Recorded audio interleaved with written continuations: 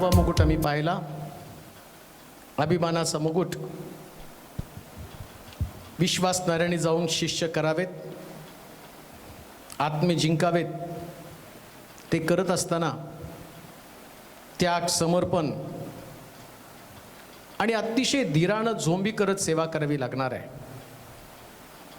सेवेमधलं परिश्रम कधी वाया जात नाही. आणि तुम्ही सेवा करत असताना तो सैतान त्याच्या राज्याला तुम्ही सुरुंग लावण्याचं काम करता म्हणजे तो स्वस्थ बसणार नाही. तो आडवा येणार. तुमचा एवढा मोठा सन्मान त्याला पाहता येणार नाही, तो पाहू सुद्धा शकत नाही. परंतु सेवा करताना अशाही प्रकारे विचार करू नका की सेवेमध्ये फक्त देव माझ्याकडनं त्यागच करून घेतो, देव मला काही देत नाही, देवाकडनं मी काही अपेक्षा करणार नाही. जसं पौलाच्या बाबतीमध्ये त्यानं इतक्या विश्वासानं सेवा केली. जहाज फुटल्यावर सुद्धा आम्ही पाहतो की पौल एका निराशेमध्ये नाही अडकून पडला. प्रभूचं काम करण्यासाठी मी निघालो, माझं जहाज फुटलं, सामान गेलं, सगळं काही घडलं. उलट त्याच्यानंतर आम्ही पाहतो की पौल शेकोटीला बसल्यावर सुद्धा सेवा करण्यासाठी निघालेला पौल लोकांची चर्चा ऐकतो. ज्या अर्थी शास्त्रामध्ये ते नोंद करून ठेवलं म्हणजे पौलानं ती चर्चा ऐकली. प्रेषितांच्या कृत्यामध्ये ते लिहिलं गेलं म्हणजे तसली चर्चा पौलाच्या कानावरती पडली. पण तरी पौल निराश झाला नाही. पेत्रानं सुद्धा 3 ठिकाणं बदलली. तू येशूच्या शिष्यांपैकी आहेस का? परंतु पौलानं मात्र आपली जागा नाही बदलली. पौल त्यांच्यामध्येच बसला आणि सिद्ध करून दाखवलं की मी खराखुरा देवाचा सेवक आहे.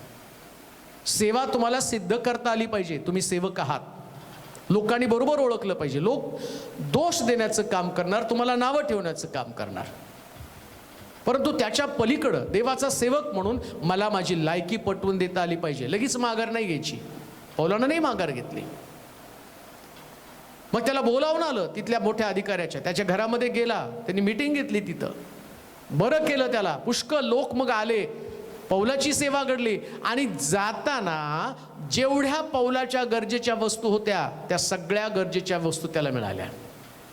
म्हणून लक्षात घ्या, सेवा करताना देव तुमच्या गरजा भागवण्यासाठी समर्थ आहे. असं नका समजू की तुमच्या गरजा नाही भागणार. मी तर म्हणतो देवाच्या सेवकाला कोणत्याच गोष्टीची कमतरता पडत नसते. माझ्या मिनिस्ट्रीमध्ये मी सांगतो, कधीच प्रभूनं कोणत्या गोष्टीची कमतरता मला पडू दिली नाही. माझा देव विश्वासू देव आहे. जितकी मनोभावे तुम्ही सेवा कराल तितकं चांगलं प्रतिफल तुम्हाला देईल. तुमच्या लायकीपेक्षा अधिक तो देतो. देवानं माझ्या लायकीपेक्षा अधिक मला दिलेलं आहे. मी एक सामान्य, अतिसामान्य व्यक्ती आहे, परंतु प्रभूनं मला त्याच्यामध्ये सुद्धा पुढं नेलेलं आहे. देव कुठून कशा पद्धतीने तुमच्या गरजा भागवेल सांगता येत नाही. बरोबर देव तुम्हाला सगळं पुरवतो. या लॉकडाऊनच्या काळात तर लोकांनी मला किती लांबून लांबून, जे माझ्या ओळखीचे पण आहे, अजून ज्यांना मी पाहिलं पण नव्हतं, पण त्यांनी माझा अकाउंट नंबर घेऊन त्याच्यावर मला पाठवलं. यातनं मला एक कळतं की देव विश्वास. मी कोणा व्यक्तीला नाही मागितलं. मला माहिती की माझा देव माझ्या गरजा भागवण्यासाठी समर्थ आहे. म्हणून सेवकानो काळजी करू नका. देव तुमच्या सेवेचा सर्वोत्तम पुरवठा केल्याशिवाय राहणार नाही. कुठून दिल सांगता येत नाही. माझी मंडळी केपेबल आहे, माझी मंडळी माझी गरज भागवते. देवानं लोकांच्या अंतःकरणात काम केलं. पण कदाचित बाहेरून, जसं आम्ही पाहतो पौलानं जिथं गेला तिथून लोकांनी त्यांना मदत केलेली आहे. त्याच्या पलीकडे आपण जाऊया. 10व्या मुकुटाकडे आम्ही जाणार आहोत. करंथीकराचं पहिलं पत्र 9वा अध्याय आणि त्याची 24 पासून 27 पर्यंतची वाचन. पहिले करंथीकराचं पत्र 9वा अध्याय आणि त्याची 24 पासून 27 पर्यंतची वचन. विजयाला अवश्य असा प्रयत्न. शर्यतीत धावणारे सर्व धावतात, पण एकालाच बक्षीस मिळतं. हे तुम्हाला ठाऊक नाही काय? असे धावा की तुम्हाला ते मिळेल. स्पर्धेत भाग घेणारा प्रत्येक जण सर्व गोष्टीविषयी इंद्रिय दमन करीतो. ते नाशवंत मुकुट मिळवण्यासाठी असे करतात. आपण तर अविनाशी मुकुट अविनाशी मुकुट मिळवण्यासाठी असे करीतो म्हणून मीही तसाच धावतो म्हणजे अनिश्चितपणे धावत नाही तसेच मुष्टियुद्धही करीतो मुष्टियुद्ध सुद्धा करीतो म्हणजे वाऱ्यावर मुष्टिप्रहार करीत नाही करत नाही तर मी आपले शरीर कुदलतो व त्यास दास करून ठेवतो असे न केल्यास मी दुसऱ्याच घोषणा केल्यावर कदाचित मी स्वतः पसंतीस न उतरलेला असा ठरेल 27 वचन. तर मी आपले शरीर कुदळतो. 24 वचनामध्ये वाच परत. शर्यतीत धावणारे सर्व धावतात पण एकालाच बक्षीस मिळतं. हे तुम्हाला ठाऊक नाही का? असे धावा की तुम्हालाच ते मिळेल. स्पर्धेत भाग घेणारा जो करंदीकराच्या पत्रात 9व्या अध्यायाच्या 24-27 वचनामध्ये आम्ही पाहिलं की अविनाशी मुकुट. आता जो मुकुट आहे त्याला अविनाशी मुकुट म्हटलेला आहे. जगामध्ये पण एक स्पर्धा आहे. जगात 2020 मध्ये अनेक स्पर्धा घडलेल्या असतील. त्या स्पर्धेमध्ये मिळालेला मुकुट 20 मध्ये मिळालेला मुकुट हा 21 मध्ये दुसऱ्या कोणातरी व्यक्तीला मिळलेला जातो. म्हणजे कधीतरी मिस वर्ल्ड ऐश्वर्या राय ठरली, त्याच्या अगोदर दुसरी कोणीतरी होती, आता एवढ्यांची नावं मला माहित नाही, परंतु आम्ही पाहतो प्रत्येक वर्षामध्ये युनिव्हर्सल किंवा मिस वर्ल्ड जी आहे आणि ती वेगवेगळ्या असणाऱ्या मुलींनी ते पटकावलेले आहेत. मग ज्या वर्षामध्ये जिनं तो बहुमान पटकावला आणि त्या दिवसाची ती स्टार आहे. म्हणजे 20 मध्ये मिळालेला मुकुट 21 मध्ये त्याचा विनाश होतो, तो परत तिला मिळत नाही.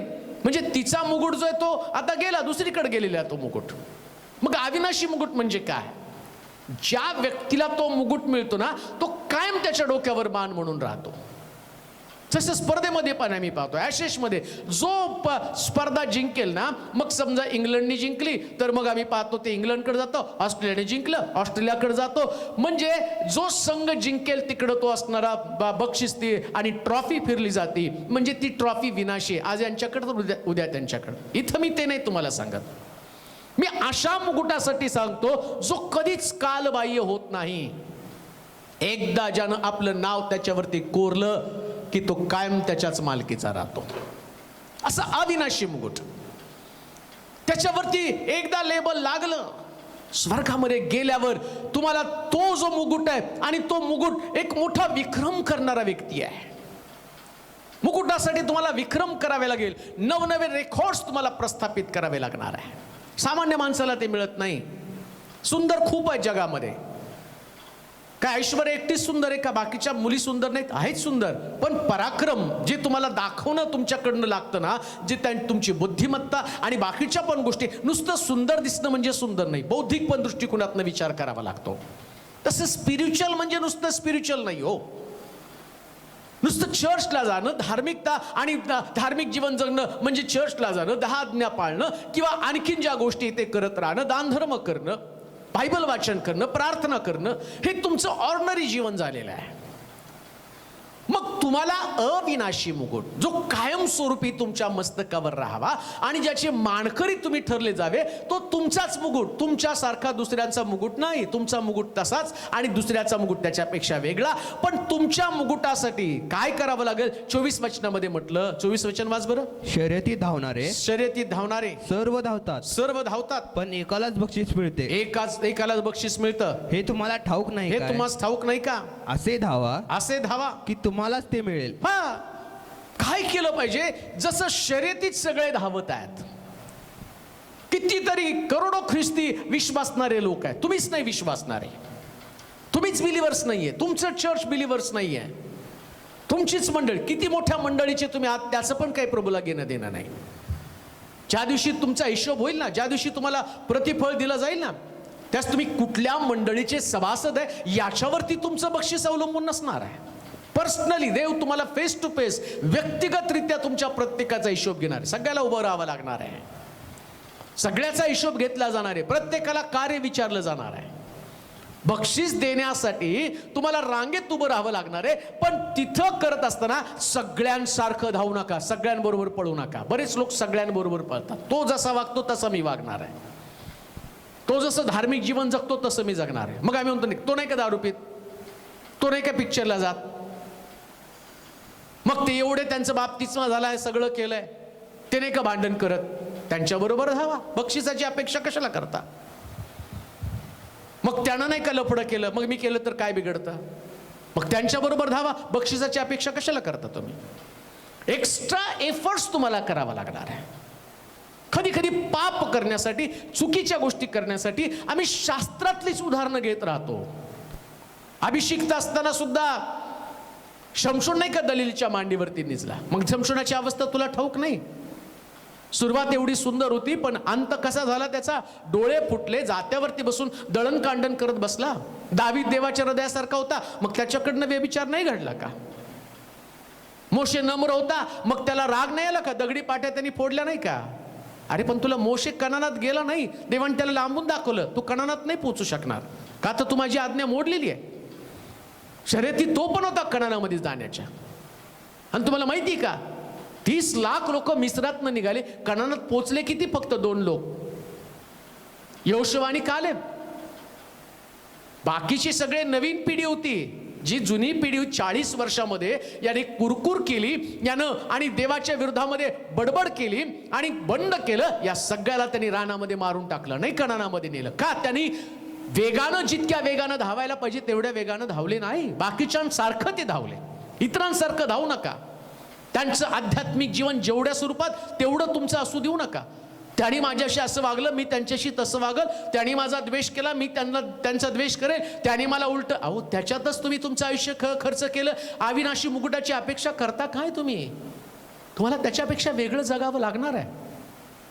ते तुमच्याशी कसा का व्यवहार करेना, त्यानं तुमच्याविषयी किती का अफवा पसरेना, किती पण वाईट त्यांनी तुमच्याशी, त्यांच्यासारखं तुम्ही बनू नका. अविनाशी मुकुट पाहिजे ना, मग तुम्हाला इतरांपेक्षा वेगळं धावावं लागणार आहे. इतरांपेक्षा वेगळी सेवा करावी लागणार आहे. इतरांपेक्षा वेगळी प्रार्थना करावी लागणार आहे.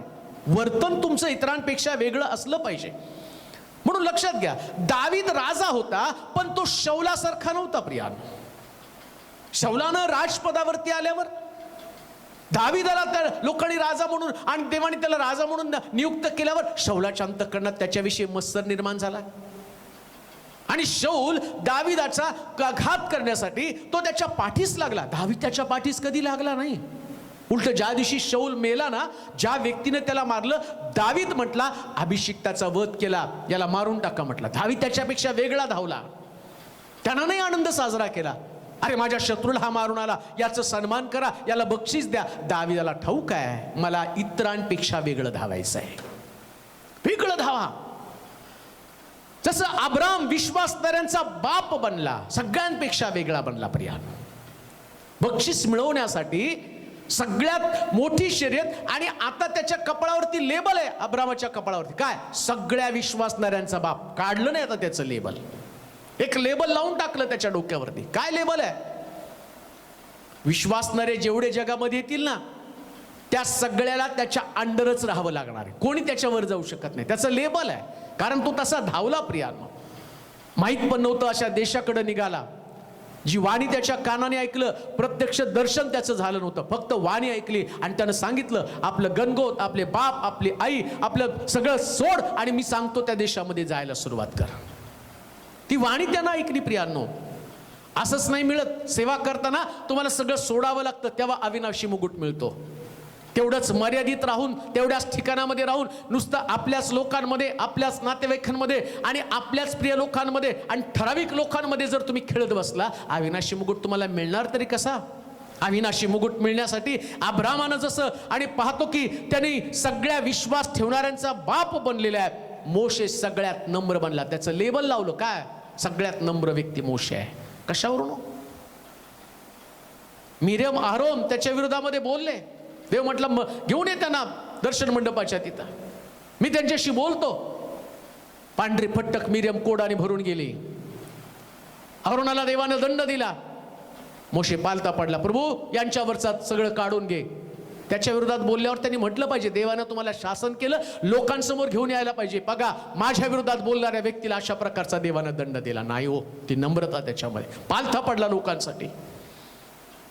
देवानं देवाकडे रदबदली केली, माझ्या बहिणीला पहिल्यासारखं कर. आणि त्याच्या रदबदलीमुळं मिरियम परत पहिल्यासारखी झाली, अरोन परत पहिल्यासारखा झाला. का तर तेवढं नम्रता त्याच्यामध्ये. वेगळं धावणं आहे, वेगळं धावा, वेगळं धावा.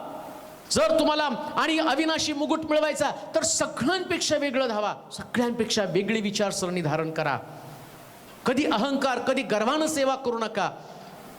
देवानं तुम्हाला पैसा दिला आणि त्याची घमेंड पण करू नका. तुमच्यामध्ये ती नम्रता असू द्या, विश्वासूपण तुमच्यामध्ये ते असलं पाहिजे. मंदिरात गेल्यावर प्रभू अनेक लोकांना पाहतो ना, त्याच्यामध्ये तुमचं वेगळं पण दिसलं पाहिजे. स्वार्थी वृत्ती धारण करू नका.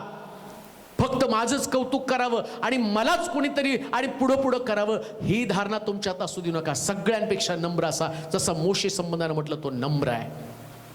जेव्हा जेव्हा देवाच्या लोकांना देवानं शासन केलं ना, तेव्हा तेव्हा मोशे देवासमोर पालथा पडला, देवाला प्रतिप्रश्न करत होता. रानामध्ये लोक मरतील, लोक काय म्हणतील, त्यांच्या देवानं इस्रायल लोकांचा रानामध्ये नाश केला. आणि हेच लोक मोशेला हातामध्ये दगड घेऊन मारण्यासाठी तयार होते, पण मोशे त्यांच्यासाठी सुद्धा पालथा पडला. ती नम्रता तुमच्यामध्ये असली पाहिजे, सेवेमध्ये, मंदिरामध्ये, चर्चमध्ये. आणि प्रभू तुमच्याकडे पाहत असताना प्रभूला ती अपेक्षा आहे. अविनाशी मुकुट मिळवण्यासाठी तुम्हाला स्वतःला रिपेअर करावं लागणार आहे.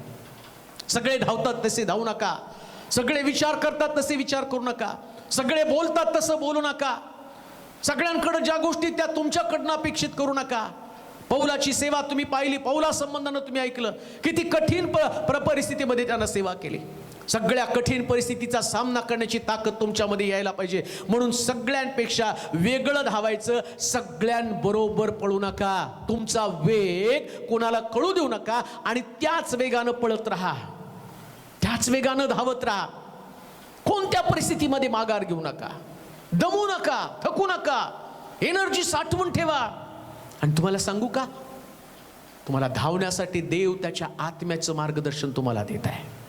पवित्र आत्मा तुम्हावर येईल, तुम्हाला सामर्थ्य प्राप्त होईल. तुम्ही यहुद्यात, शमूरणात, जगाच्या कानाकोपऱ्यात माझे साक्षीदार होईल. हा पवित्र आत्मा तुमच्यामध्ये एनर्जी घालतो तुम्हाला धावण्यासाठी. म्हणून धावत राहा. त्यानंतर आणखीन गोष्ट आम्ही वाचूया त्याच वचनामध्ये, 24व्या वचनामध्ये काय करावं लागतं अविनाशी मुकुट मिळवण्यासाठी. स्पर्धेत भाग घेणारा प्रत्येक जण सर्व गोष्टीमध्ये इंद्रिय दमन करतो. ते नाशवंत मुकुट मिळवण्यासाठी, ते नाशवंत मुकुट मिळवण्यासाठी असे करतात. आपण तर अविनाशी मुकुट, नाशवंत मुकुट मिळवण्यासाठी तो म्हणतो की इंद्रिय दमन करावं लागतं. तो जगामध्ये जे लोक मिळवतात ना, त्यांना पण इंद्रिय दमन करावं लागतं. खेळाडू कोणता का असेना, पण त्याच्याकडे डाएट प्लॅन ठरलेला आहे. डाएट म्हणजे त्याचं इंद्रिय कंट्रोल ठेवणं. इंद्रिय कंट्रोल ठेवण्यासाठी एक्झरसाइज करावी लागते. क्रिकेटच्या खेळाडूंना वेट लिफ्टिंग करावी लागते, जॉगिंग करावं लागतं, पळावं लागतं. आणि जो WWF खेळतो ना, त्याला पण वेगळे प्रकारची एक्सरसाइज, काय खावं, काय एक्सरसाइज करावं, सगळं ठरलेलं आहे. त्यालाच इंद्रिय दमन म्हटलेलं आहे. इंद्रिय दमन केल्याशिवाय कोणाला सुद्धा अविनाशी मुकुट मिळू शकत नाही. तुमचे इंद्रिय तुम्हाला कंट्रोल ठेवता आली पाहिजे. काय खावं, कोणत्या गोष्टी खाल्ल्यावरती माझ्या त्या असणाऱ्या शरीरावरती त्याचा इम्पॅक्ट होणार आहे, त्याचा परिणाम होणार आहे, ज्याच्यानं माझं शरीर बेडोल बनणार आहे, जाडी वाढणार आहे, हालचाल करण्यासाठी मंद पडणार आहे. मग काय खाता बा, तुमच्या आत्मिक हालचाली पण त्याच्याच अवलंबून आहे. सतत जर तुमच्या डोळ्याला तुम्ही टीव्हीची सवय लावली, अश्लील पुस्तकांची सवय लावली, सतत जर तुमचे डोळे आणि चुकीच्या ठिकाणामध्ये बघायला लागले, तुमच्यामधलं असणारं आत्मिक मनुष्य तो कमजोर होत जातो ना. तुमचे डोळे, डोळ्याची वासना, या डोळ्याच्या वासनेनं तुमच्या डोळ्यावरती परिणाम होतो. तुम्ही हळूहळू देवाच्या मंदिरापासून दूर जाऊ लागता. मग तुम्हाला शास्त्रामध्ये गोडी लागत नाही. मग तुम्हाला देवाचं वचन पाहण्यासाठी, ऐकण्यासाठी तुम्हाला मजा येत नाही. मला माहिती, बरेच लोक युट्यूबचा संदेश पाहतात, पण ते लगेच थोड्या 5 मिनिटं बघून लगेच पुढे जातात. का? कारण त्यांचं लक्ष दुसरं काहीतरी बघण्याकडे लागले, त्यांच्या डोळ्याला तो सराव लागलेला आहे. त्यांना देवाच्या वचनामध्ये नाही इंटरेस्ट निर्माण होत. कसा त्यांना अविनाशी मुकुट मिळेल? टीव्ही ते 3-3 तास बघू शकतात, पण 15-20 मिनिटं सुद्धा देवाच्या वचनाकडे त्यांचे डोळे लागू शकत नाही. थिएटरमध्ये जाऊन तासन तास घालवतील, पण तरी सुद्धा त्या ठिकाणामध्ये ते आणि देवाच्या वचनाकडे नाही बसू शकत. चर्चा करताना तासन तास वेळ खर्च करतील, पण उपासना ते खर्च करू शकत नाही. का? कारण त्यांच्या इंद्रियांना ती सवय लागलेली नाहीये. बऱ्याच ठिकाणामध्ये चर्चेसमध्ये बसल्यावर पण लोकांकडे ते फोन असतात. त्यांना असं वाटतं मेसेज बोर व्हायला लागला, मग ते फेसबुक आणि व्हॉट्सअपवर तिथं जातात. का? तर तुमच्या इंद्रियांना ती सवय लागलेली आहे. आता तुमची इंद्रिय अस्वस्थ व्हायला लागलेली आहे. चर्चमध्ये त्यांची नजर स्थिर नसती, चर्चमध्ये त्यांची नजर भरकटत असते, देवाच्या वचनाकडे लक्ष लागलेलं नाहीये. का? इंद्रिय तुमची कंट्रोलमध्ये नाहीयेत. तुमच्या इंद्रियांना ती सवय लागलेली. बाहेर गेल्यावर तुम्ही चर्चमध्ये शांत बसाल, पण बाहेर गेल्यावर तुम्हाला तंबाखूची तलप लागलेली आहे. आणि मग तुम्ही बाहेर जाऊन खाता आणि तुम्ही म्हणता मी चर्चमध्ये खात नाही. मग तुला काय वाटलं? देव चर्चमध्ये तो जळी स्थळी काठी पाषाणी सगळीकडे तो प्रभू आहे. आणि बायबल सांगतं आकाश त्याचं सिंहासन, पृथ्वी त्याचं पाय ठेवण्याचं ठिकाण.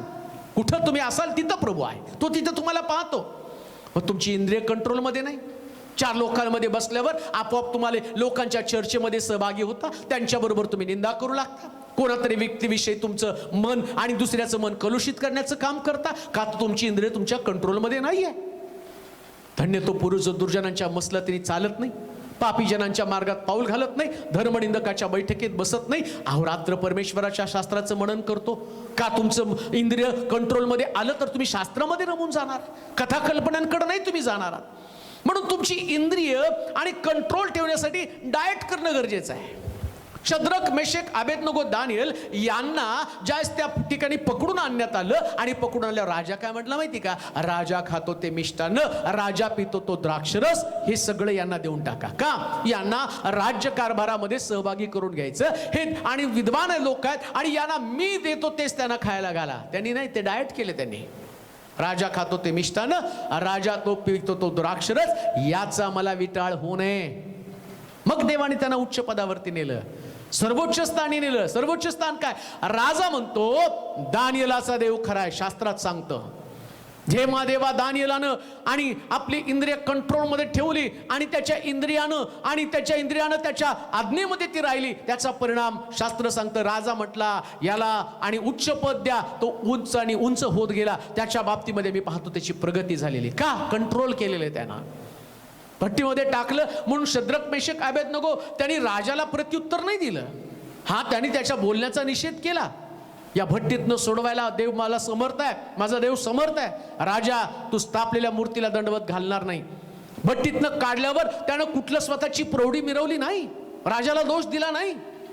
दानियेलाला सिंहाच्या गुहेमध्ये टाकलं. पहाटे उठून राजा विचारतो, दानियेला तुझ्या देवानं तुला वाचवलं का? आतून आवाज येतो, महाराज चिरायू असा. इंद्रिय कंट्रोलमध्ये. कित्येक वेळा आमची इंद्रिय कंट्रोलमध्ये नसतात आणि आम्ही अविनाशी मुक्ताचा अपेक्षा करत असतो एखाद्या व्यक्ती संबंधानं, आणि आम्ही त्याला शाप द्यायला मोकळ्यात. त्यानं माझं ऐकलं नाही किंवा त्यानं माझा अपमान केला, देव तुझं असं करेल, देव तुझं तसं करेल. अरे देव कोणाचं अहित करणारा देव नाही. आणि लक्षात घ्या, तुमच्या शापानं, तुमच्या बोलण्यानं तुम्हीच शापित होणार आहात. कारण देवाच्या वचनात सांगितलं देवाच्या लोकांना कोणी शाप देऊ शकत नाही. बलाम संदेष्टा बलाक राजा बरोबर गेला, तो म्हटला इस्रायल लोकांना माझ्या वतीनं शाप दे. देव त्याला म्हटला बलामा चुकून सुद्धा ती गोष्ट करू नकोस, कारण माझ्या लोकांना शाप देण्याची ताकद कोणामध्ये नाही, मी त्यांना आशीर्वादित केलेला आहे. मग कधी कधी आमचं इंद्रिय कंट्रोलमध्ये नसतं, याच इंद्रियातनं शाप बाहेर पडले जातात. आणि अविनाशी मुकुट पाहिजे आम्हाला. कंट्रोल करा ना, तोंडाला कंट्रोल करा, डोळ्याला कंट्रोल करा, हाताला कंट्रोल करा, शरीराला कंट्रोल करा. रविवारी तुमचं शरीर कंट्रोलमध्ये असतं का? देवाच्या मंदिरात असताना तुम्ही तिथं झोपा तर काढत नाही, तुम्ही इकडं तिकडं तर पाहत नाही, आराधनेमधनं तुमचं मन विचलित तर होत नाही का? तुमचं इंद्रिय कंट्रोलमध्ये नाहीये. बऱ्याच लोकांना देवाच्या मंदिरामध्ये आणि आम्ही पाहतो की ते आणि अस्वस्थ असतात, फक्त चर्चमध्ये जायचं म्हणून जातात. तुम्ही साधारण लोकांसारखं धावत आहात.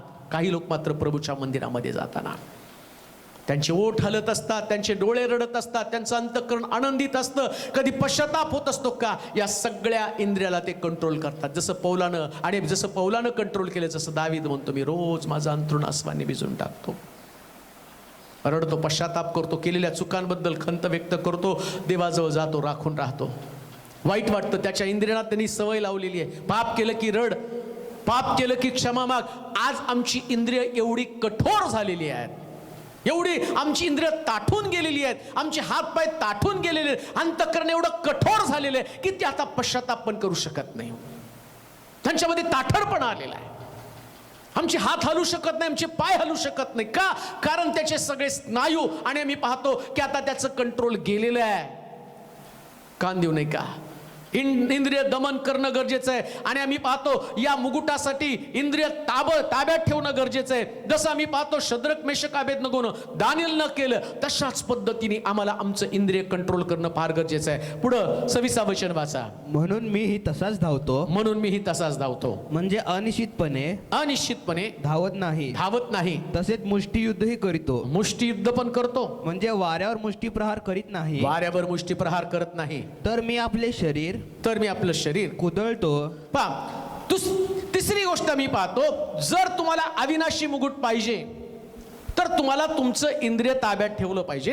आणि तिसरी गोष्ट मी पाहतो, तुम्हाला धावण्यासाठी एक बाउंड्री तयार केली पाहिजे. इथपर्यंत मला धावायचंय. लक्षात घ्या, ज्याच्याकडे ध्येयच नाही, बाउंड्रीच नाही, पळणार कुठं? काय मिळवायचं हे तर तुम्हाला माहित पाहिजे. 100 मीटर, 1000 मीटर, 2000 मीटर, कुठली तुमची मर्यादा आहे? 400 मीटर आहे, 500 मीटर आहे, किती मीटर तुम्ही धावणार आहात? आणि जेवढं तुम्ही धावणार आहात त्या धावण्यासाठी तुम्हाला सज्ज करण्यासाठी बाउंड्री आखणं गरजेचं आहे. बाउंड्री आखा, मर्यादा निश्चित करा. आणि मर्यादा निश्चित करून 27 वचनामध्ये असं म्हटलेलं आहे की मी सगळ्यांपेक्षा, 27 वचनामध्ये म्हटलं, मी शरीराला दास करून ठेवलेलं आहे. शरीराला दास करून ठेवा. तुमच्या बरोबर तुम्ही म्हणतात तसं तुमचं शरीर पळालं पाहिजे. तुम्ही ऑर्डर केलं पाहिजे तुमच्या शरीराला. हात वर कर म्हटल्यावर हात वर केले, डोळे बंद कर म्हटल्यावर डोळे बंद केले. ऑर्डर केली पाहिजे शरीराला. प्रार्थनेची वेळ डोळे बंद करा. प्रार्थनेच्या वेळेस डोळे उघडे असतात. लोक आराधना करताना हात खाली असतात. लोक उड्या मारताना तुम्ही शांत इकडे तिकडे बघत बसता. प्रार्थना करताना जांभया देता. प्रार्थना करताना झोप लागती. बायबल वाचन करताना किती लोक फोन करताना मला त्यांची कीव येते, माझ्यासाठी प्रार्थना करा. बायबल वाचताना मला झोप लागते. खाताना झोप लागत नाही. खाताना झोपला कधी? बायबल वाचन म्हणजे पण खाद्य आहे. त्याच्याबद्दल खाताना तेव्हा तुला झोप लागली नाही, आणि आता तुला खाताना, हे वचन खाताना तुला झोप लागती. आणि मी तुझ्यासाठी प्रार्थना करू, मला झोप लागते. प्रार्थना करताना मला झोप लागती. मला चर्चमध्ये झोप लागती. काम करताना तुला झोप लागते का? तुझ्या घरामध्ये गॅसवरती काहीतरी ठेवलंय आणि त्या गॅसच्या स्टोववरती झोपलं, असं कधी घडलं का? म्हणजे तुम्ही तिथं स्वतः जागर राहता. इथं तुमचे इंद्रिय कंट्रोल नाही, इथं तुमच्या इंद्रियाला तुम्ही दास केलं नाही, आणि मग तुम्ही कसं काय अविनाशी मुकुट मिळू शकता? देवाचे प्रिय लोक, अविनाशी मुकुट मिळवण्यासाठी तुम्हाला परिश्रम करावा लागणार आहे. रात्रभर प्रार्थना करावी लागणार आहे. डोंगरावरती जाऊन जसं प्रभूनं प्रार्थना केली, त्यानं आपल्या शरीराला दास केलं. तो कधी थकला नाही. दिवसभर सेवा केली आणि संध्याकाळी त्याचं शरीर म्हणत आहे आता तुला झोपेची गरज आहे, परंतु प्रभूनं तसं केलं नाही. त्याच्या शरीराला सांगितलं आता पित्याबरोबर बोलण्याचा समय आलेला आहे, चल डोंगरावरती गेला. रात्रभर प्रार्थना केली. सकाळी उठून मंदिरामध्ये गेला. कसं काय हे घडू शकतं? एवढं सगळं करून एवढी एनर्जी कशी काय? त्यानं आपल्या शरीराला कंट्रोल केलेले. देवाचे प्रिय लोको, अविनाशी मुकुट मिळवण्यासाठी तुमच्या शरीराला तुम्हाला दास करता आलं पाहिजे. मर्यादेची खूण धारण केली पाहिजे. काय बनायचं हे निश्चित केलं पाहिजे. सेवक बनणार, सुवार्तिक बनणार आहात, आराधक बनणार आहात, वाजवणारा बनणार आहात, प्रीचिंग करणारा, पाळक बनणार आहात. मर्यादेची खूण निश्चित केल्याशिवाय तुम्हाला कधीच अविनाशी मुकुट मिळणार नाही. सेवेची मर्यादा निश्चित करा. प्रभू तुम्हाला नेहमीच उंच आणि उंच घेऊन जाईल आणि अविनाशी मुकुट तुम्हाला दिल्याशिवाय राहणार नाही. आपण प्रार्थना करू. सर्वसमर्थ देवा, तुझी स्तुती करतो, तुझं गौरव करतो. मुकुटांच्या द्वारे तो आम्हाला अधिक तुझ्या जवळ आणलेले आहे. आज जे तुझं वचन ऐकलं, आमच्या मर्यादा आम्ही निश्चित कराव्या, तिथपर्यंत धावण्यासाठी आमच्या शरीराला गुलाम करावं, यासाठी तू सहाय्य आणि मार्गदर्शन कर. ऐकणाऱ्या प्रत्येकाची मानसिक तयारी कर. त्यांची इंद्रिय त्यांना कंट्रोल करण्यासाठी सहाय्य कर. तुझ्या सानिध्यात, तुझ्या समक्षतेमध्ये त्यांना वाढव. काही चुका असतील त्या सुधरून पुन्हा एकदा तुझ्यामध्ये मजबूतीने धावण्यासाठी त्यांच्या पायामध्ये बळ घाल. येशूच्या नावात ही प्रार्थना विनवणी केली म्हणून तो ऐक. आमेन.